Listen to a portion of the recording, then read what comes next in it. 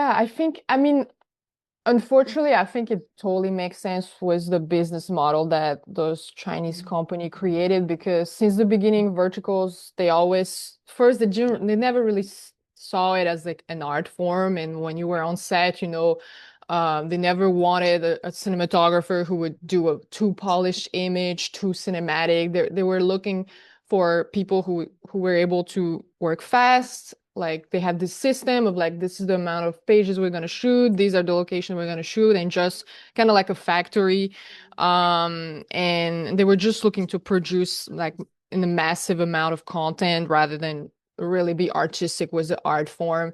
So I think it totally makes sense that they transitioned to AI because since the beginning they were always looking to be like, how can we do it cheaply and fast? And I guess, AI definitely saves a lot of money for them. So yeah, unfortunately, it makes sense. What's interesting is that I've been seeing a lot of fans have been a little disappointed, like people who've been watching those verticals and who used to be big fans. Some platforms they with AI they post like 30 new series per week. It's just so much content. It's too much. It's overflowing.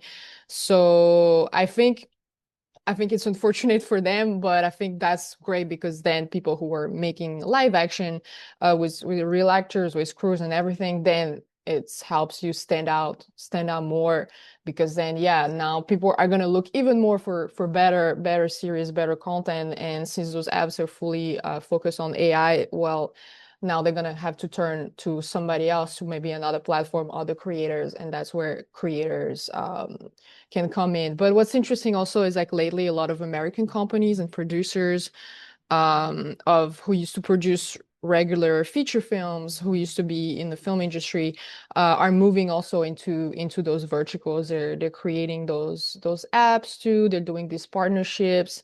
So that's really interesting to see how they're also entering the market for the past few months. Much with like lots of stuff that is like part of their structure that it's, for example, like the cliffhangers, like the over the top like things that needs to happen. So like, it keeps more like audience retention.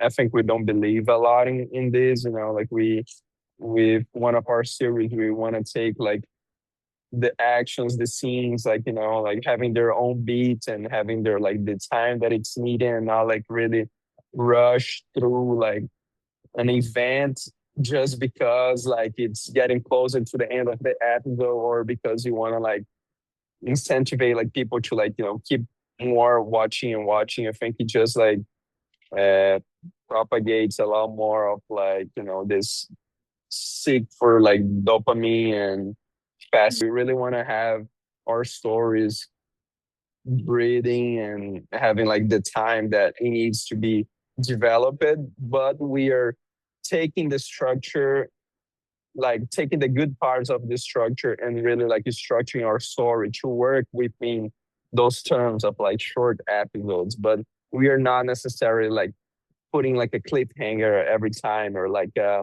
over the top moment where, like the character loses everything, like just like that, just to keep people hooked. We really want to build that long term audience.